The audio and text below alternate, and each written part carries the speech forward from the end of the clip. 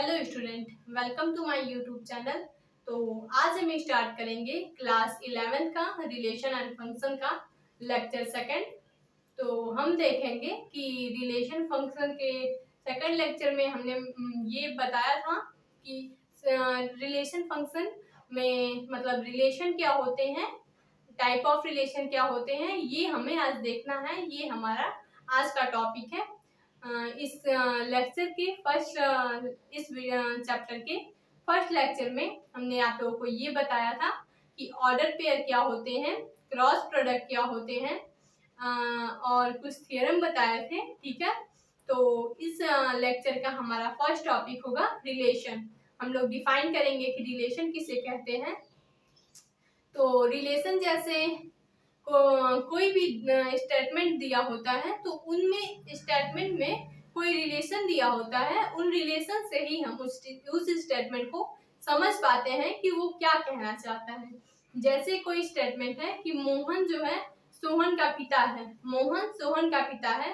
तो यहाँ पे जो स्टेटमेंट दी गई है, इस स्टेटमेंट में फादर होने का रिलेशन दिया गया है कि मोहन जो है सोहन का पिता है, मतलब मोहन सोहन से रिलेटेड है, रिलेशन आर के द्वारा रिलेटेड है। तो यहाँ पे हम लोग लिख सकते हैं, अगर हम लोग रिलेशन को डिफाइन कर रहे हैं रिलेशन को, तो यहाँ पे हम लिख सकते हैं कि जो मोहन है वो सोहन से रिलेटेड है इस रिलेशन आर के द्वारा। ये जो रिलेशन जो होता है उसे हम लोग आर से डिनोट करते हैं। तो ये जो मोहन है सोहन से रिलेटेड है इस रिलेशन आर के द्वारा। तो यहाँ पे हम ये कह सकते हैं कि मोहन और सोहन के बीच में एक संबंध है, वो है पिता होने का संबंध। ठीक है, रिलेशन की हम लोग डिफिनेशन दे सकते हैं कि any relation R on the set A is the subset of A cross A. यानी कि कोई भी सेट दिया होता है, उस सेट का जब हम लोग क्रॉस प्रोडक्ट निकालते हैं तो उस क्रॉस प्रोडक्ट का जो सबसेट होता है वो सबसेट ही हमारा रिलेशन होता है। उस सबसेट को ही हम लोग रिलेशन बोलते हैं। जैसे हम लोग इसकी डेफिनेशन लिख सकते हैं रिलेशन की कि any set R, any set any set R any relation R, any relation R on the set, any relation R on the set A is the subset of A cross A। जब कोई हमें set दिया हो और उस set का हम लोग क्रॉस प्रोडक्ट निकालें, तो उस क्रॉस प्रोडक्ट का जो सबसेट होगा वही रिलेशन कहलाएगा। ठीक है, उसी सबसेट को हम लोग रिलेशन आर बोलेंगे। ठीक है, any relation R on the set A is the subset of A cross A. यानी कि जब हमें कोई सेट ए दिया हो और उस सेट का हम लोग क्रॉस प्रोडक्ट निकालेंगे तो जो उसमें सबसेट मिलेंगे उन्हीं सबसेट को हम लोग रिलेशन बोलेंगे। ठीक है, तो जैसे कि हम यहाँ पे एग्जांपल ले सकते हैं कि मान लीजिए कि कोई सेट ए हमारे पास है, कोई सेट ए है, वो है हमारे पास 1 2 3। ठीक है, कोई सेट हमारे पास है तो वो है 1 2 3। मान लीजिए कि इसे हम लोग इस तरह दिखा सकते हैं कि कोई सेट ए है 1 2 3, ये सेट ए है 1 2 3। ये जो सेट है इसका जब हम लोग क्रॉस प्रोडक्ट निकालेंगे ए क्रॉस ए, मैंने आप लोगों को क्रॉस प्रोडक्ट निकालना बताया है कि जब कोई सेट खुद का ही क्रॉस प्रोडक्ट जब निकाला जाए तो सबसे पहले इसका फर्स्ट एलिमेंट लेते हैं और इसके तीनों एलिमेंट के साथ अलग अलग पेयर बनाएगा। तो ए क्रॉस ए जब हम लोग निकालेंगे तो यहाँ पे हम लोग लिखेंगे 1 1 1 2 1 3। फिर इसका सेकंड एलिमेंट लेंगे और इसके तीनों एलिमेंट के साथ अलग अलग पेयर बनाएगा 2 1 2 2 2 3। फिर इसका थर्ड एलिमेंट लेंगे 3,1, 3,2, 3,3। तो यहाँ पे हम देखेंगे कि जो हमारा A क्रॉस A आया है 1,1, 1,2, 1,3, 2,1, 2,2, 2,3, 3,1, 3,2, 3,3, ये हमारा A क्रॉस A के सेट आ गए। ठीक है, तो यहाँ पे हम देखेंगे कि जो A क्रॉस A के जो सबसेट होंगे वही हमारा रिलेशन R होगा।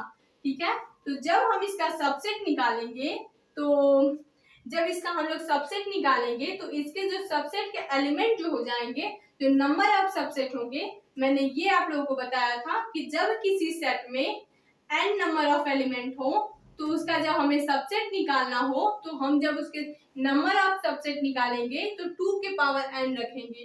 तो यहाँ पे हम देखेंगे कि A क्रॉस A में जो नंबर ऑफ एलिमेंट है वो है 1, 2, 3, 4, 5, 6, 7, 8, 9, 9 एलिमेंट है। तो जब हम इसके सबसेट निकालेंगे, जब हमारा नंबर ऑफ सबसेट होगा, नंबर ऑफ सबसेट, जो नंबर ऑफ सबसेट हमारा होगा वो 2 के पावर 9 होगा। तो जो सबसेट हमारे हैं वही रिलेशन है, तो इसलिए जो नंबर ऑफ रिलेशन होंगे वो भी 2 के पावर 9 ही होंगे। ठीक है, और इसके जो सबसेट सारे सबसेट जो होंगे वही रिलेशन होंगे। तो मान लीजिए कि कोई रिलेशन हमें इस प्रकार दिया हो, कि कोई रिलेशन हमें इस प्रकार दिया हो कि x, y such that x, y such that x जो हो ग्रेटर देन हो y से, where x and y belong to natural number. ठीक है, ये कोई हमें रिलेशन दिया है कि x, y such that x greater than y where x, y belong to n। तो मैंने ये हम देखेंगे कि इसमें जो फर्स्ट एलिमेंट होता है इसे हम लोग x से रिप्रेजेंट करते हैं, और ये जो सेकंड एलिमेंट होता है इस पेयर में उसे हम लोग y से रिप्रेजेंट करते हैं। ठीक है, तो यहाँ पे इस रिलेशन में हमें ये देखना है कि जो x ग्रेटर देन y हो, जिस पेयर में x ग्रेटर देन y हो वही पेयर हमारा रिलेशन होगा। ठीक है, तो यहाँ पे हम देखेंगे कि ये जो x है ये x के इक्वल है, ग्रेटर नहीं है। यहाँ पे देखेंगे x y से कम है, ग्रेटर नहीं है। यहाँ पे हमें मिलेगा x जो है y से ग्रेटर है। तो जब हम लोग रिलेशन लिखेंगे तो रिलेशन हमारा होगा 2,1, फिर यहाँ पे हमें मिलेगा 3,1, 3,1, फिर मिलेगा 3,2। तो यही जो 3 एलिमेंट है, यही जो हमारे 3 एलिमेंट है, यही रिलेशन हुए। ठीक है, तो ये जो रिलेशन में एलिमेंट है 3 एलिमेंट, वो एलिमेंट पहले से ही A क्रॉस A में है। तो मैंने ये बताया था कि जब कोई एलिमेंट इस सेट में हो और वो पहले से ही इस सेट में भी हो तो हम ये कहते हैं कि जो रिलेशन R है वो subset of A cross A है। ठीक है, तो यहाँ पे हम बोल सकते हैं कि जो रिलेशन R है वो subset of A cross A है।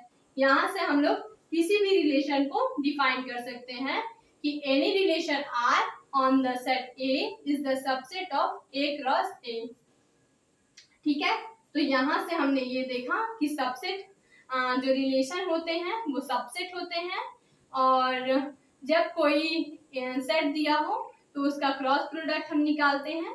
उसका जो नंबर ऑफ सबसेट होता है वो हम कैसे निकालते हैं, तो जितने भी एलिमेंट होते हैं उसे 2 के पावर पे रखेंगे तो नंबर ऑफ सबसेट, और वो सबसेट ही रिलेशन कहलाते हैं, इसलिए नंबर ऑफ रिलेशन भी वही होंगे। ठीक है, तो अब हमारा नेक्स्ट टॉपिक है डोमेन और रेंज कोडोमेन, कि डोमेन क्या होते हैं, रेंज और कोडोमेन। ठीक है, तो इसे आप नोट कर सकते हैं। अब हम देखेंगे कि हमारे डोमेन, रेंज और कोडोमेन क्या होते हैं। उन्हें हम सेट के एग्जांपल लेकर समझ सकते हैं।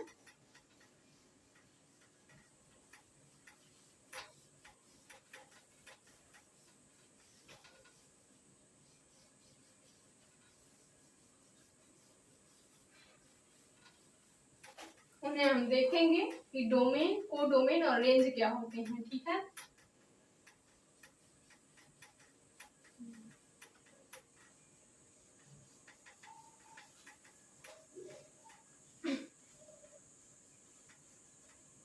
तो मान लीजिए कि हमें कोई भी दो सेट दिया हो, कोई सेट ए है, कोई सेट ए है और कोई दूसरा सेट बी है। ठीक है, कोई सेट ए दिया है और कोई दूसरा सेट बी दिया है। ठीक है, यहाँ पे मान लीजिए कि सेट ए जो है 1 2 3, ठीक है, और जो सेट बी है वो है ए बी सी डी। ठीक है, कोई सेट ए है जो दिया है 1 2 3 और अदर सेट बी है वो है ए बी सी डी। ठीक है, तो यहाँ पे हम देखेंगे कि दो सेट दिए हैं और उनमें रिलेशन दिया गया है। मान लीजिए कि ए का रिलेशन 1 का रिलेशन ए से है, 2 का रिलेशन बी से और 3 का रिलेशन डी से है। ठीक है, 1 का रिलेशन ए से, 2 का रिलेशन बी से और 3 का रिलेशन डी से। ठीक है, यहाँ पे रिलेशन हमें मिला है, रिलेशन हमारा है 1 ए 2 बी और 3 सी, ये हमारा रिलेशन है। ठीक है, तो यहाँ पे हम देखेंगे कि हम डोमेन किसे कहेंगे। तो सेट ए के वो एलिमेंट जो सेट बी से रिलेटेड हैं, सेट ए के वो सारे एलिमेंट जो सेट बी से रिलेटेड हैं, उन्हें हम लोग डोमेन बोलेंगे। ठीक है, डोमेन हम किसे कहेंगे, डोमेन हम कहेंगे सेट ए के सारे एलिमेंट जो बी से रिलेटेड हैं, उन्हें हम लोग डोमेन बोलेंगे। तो डोमेन हमारे क्या हो गए, 1 2 3। ठीक है, सेट ए के जो सारे एलिमेंट हैं सेट बी से रिलेटेड हैं, तो उन्हें हम लोग डोमेन बोलेंगे 1 2 3। ठीक है, तो अब हम देखेंगे कि रेंज किसे कहते हैं। ठीक है, तो सेट बी के वो एलिमेंट, सेट बी के वो एलिमेंट जो सेट ए से रिलेटेड है, सेट बी के सिर्फ वही एलिमेंट जो सेट ए से रिलेटेड है, तो उन्हें हम लोग रेंज बोलेंगे। रेंज होगा हमारा, रेंज कि सेट बी के वो एलिमेंट, सिर्फ वही एलिमेंट जो सेट ए के एलिमेंट से रिलेटेड हो। तो सेट बी के कितने एलिमेंट हैं जो सेट ए के एलिमेंट से रिलेटेड है, तो 3 एलिमेंट है, A B C A B D, सिर्फ 3 एलिमेंट है जो सेट ए के एलिमेंट से रिलेटेड हैं। तो यहाँ पे हमारा रेंज हो जाएगा ए बी डी। ठीक है, डोमेन हमारा क्या होगा कि सेट ए के वो सारे एलिमेंट जो बी से रिलेटेड हैं, उन्हें हम लोग डोमेन बोलेंगे, और सेट बी के वो एलिमेंट जो सेट ए से रिलेटेड हैं, तो उन्हें हम लोग रेंज बोलेंगे। अब हमारा बचा कोडोमेन। तो कोडोमेन हम उसको बोलते हैं कि सेट बी के सारे एलिमेंट जो ए से रिलेटेड हों या ना हो, सेट बी के सारे एलिमेंट हमारे कोडोमेन कहलाते हैं। यहाँ पे सेट बी में सी जो एलिमेंट है वो सेट ए के किसी भी एलिमेंट से रिलेटेड नहीं है, फिर भी सेट बी के जितने भी एलिमेंट है सी को भी लेकर सेट बी के सारे एलिमेंट को हम लोग कोडोमेन बोलते हैं, चाहे वो रिलेटेड हो या ना हो, लेकिन सेट बी के जो जितने भी एलिमेंट होंगे वो हमारे कोडोमेन कहलाएंगे। तो यहाँ पे इन सारे एलिमेंट को हम लोग क्या बोलेंगे, कोडोमेन। सेट बी के सारे एलिमेंट को हम लोग कोडोमेन बोलेंगे। ठीक है, सेट बी के सारे एलिमेंट को हम लोग कोडोमेन बोलेंगे। डोमेन हो गया, रेंज हो गया, कोडोमेन हो गया। तो इस डोमेन, रेंज और कोडोमेन पे हम लोग कुछ एग्जांपल देखेंगे कि कैसे कोई क्वेश्चन दिया होगा तो उसमें हम लोग डोमेन, रेंज और कोडोमेन निकालेंगे। ठीक है, तो हम लोग एग्जांपल के तौर पे देखेंगे कि कैसे हम किसी भी सेट से डोमेन, कोडोमेन और रेंज को निकाल लेंगे।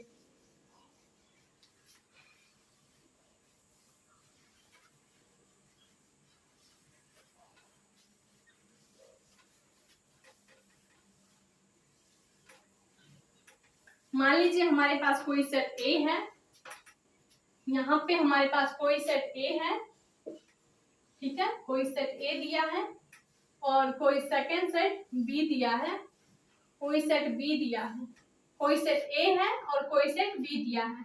यहाँ पे ए है 4 9 25 और यहाँ पे हमें मिला है -3 +3 -2 +2 1 -5 +5।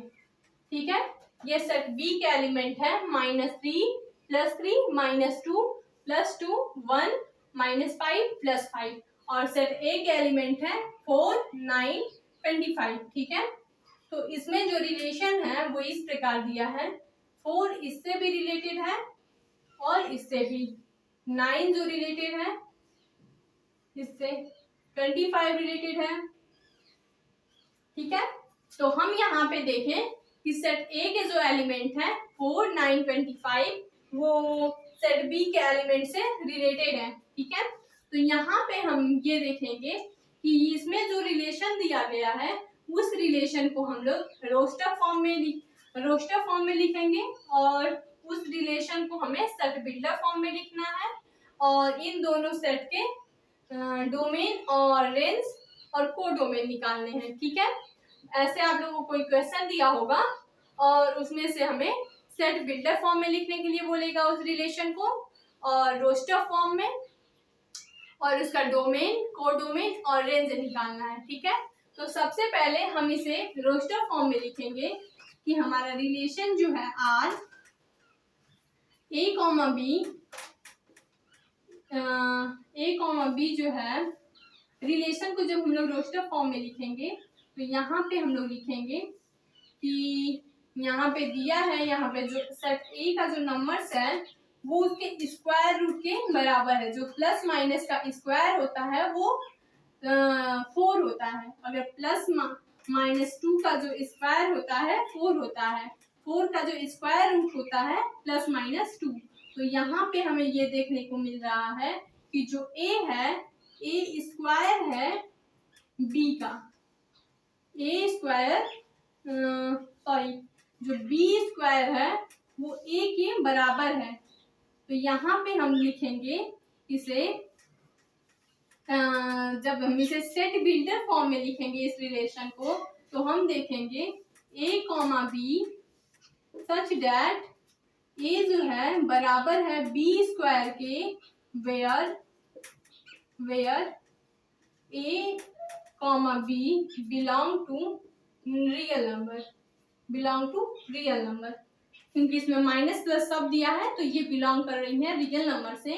तो ये यहाँ पे हम देखेंगे कि जो रिलेशन हमारा दिया है उसे जब हम लोग सेट बिल्डर फॉर्म में लिखेंगे तो हमें देखने को ये मिल रहा है कि जो सेट ए है वो इसका स्क्वायर है सेट बी का। तो यहाँ पे हमें रिलेशन को जब हम लोग सेट बिल्डर फॉर्म में लिखेंगे तो हम देखेंगे A comma B such that A equal B square where A comma B belong to real number, A belong to A और बी बिलोंग टू बी। ठीक है, तो ये जो है हमारा सेट बिल्डर फॉर्म है और यहाँ से जब हम इसका डोमेन निकालेंगे तो डोमेन में हम देखेंगे कि ए के सारे एलिमेंट जो बी से रिलेटेड हो वो हमारे डोमेन कहलाते हैं। तो डोमेन हमारा हो जाएगा 4 9 25। ए के सारे एलिमेंट जो बी से रिलेटेड हैं वो हमारे डोमेन कहलाते हैं 4 9 25। और रेंज क्या होते हैं? रेंज मैंने आप लोगों को बताया कि बी के वो एलिमेंट जो सेट ए के एलिमेंट से रिलेटेड हो, बी के वो एलिमेंट जो सेट ए के एलिमेंट से रिलेटेड हो तो उन्हें हम लोग रेंज बोलते हैं। ठीक है, तो रेंज हम यहाँ पे देखेंगे कि बी के वो एलिमेंट जो सेट ए से रिलेटेड है। बी के वो एलिमेंट क्या है? -3 +3, -2 +2, -5 +5। सेट बी के इतने एलिमेंट जो हैं सेट ए के एलिमेंट से रिलेटेड हैं, तो इसे हम बोल सकते हैं कि ये रेंज है इस सेट का। अब इसका हमें कोडोमेन निकालना है। तो कोडोमेन हमारा हो जाएगा, कोडोमेन हमारा हो जाएगा सेट बी के सारे एलिमेंट, सेट बी के सारे एलिमेंट जो सेट ए के एलिमेंट से रिलेटेड हो या ना हो, सेट बी के सारे एलिमेंट जो सेट ए के एलिमेंट से रिलेटेड हो या ना हो वो हमारे कोडोमेन कहलाते हैं। तो कोडोमेन को हम लिख सकते हैं बी, सेट बी के सारे एलिमेंट, सेट बी का जो सारा एलिमेंट है वही हमारा कोडोमेन कहलाएगा। ठीक है, तो हमने इस लेक्चर में रिलेशन देखा, डोमेन, कोडोमेन, रेंज और उनमें कुछ क्वेश्चन देखे और ये देखें कि जब हमें नंबर ऑफ सेट दिए हों और उनके नंबर ऑफ सेट के प्रोडक्ट दिए हों तो उनका हम लोग नंबर ऑफ रिलेशन कितना होगा। तो ये भी हमने देखा कि जब हमें नंबर ऑफ सेट दिए होंगे तो 2 के पावर हम लोग उस नंबर को रखेंगे तो वो हमारे नंबर ऑफ रिलेशन होंगे। ठीक है, तो अब हम देखेंगे हमारा नेक्स्ट टॉपिक जो है वो है फंक्शन, इसे हम लोग नेक्स्ट लेक्चर में देखेंगे। इस लेक्चर का ये लास्ट टॉपिक था। ठीक है, तो अब हम लोग नेक्स्ट लेक्चर में देखेंगे।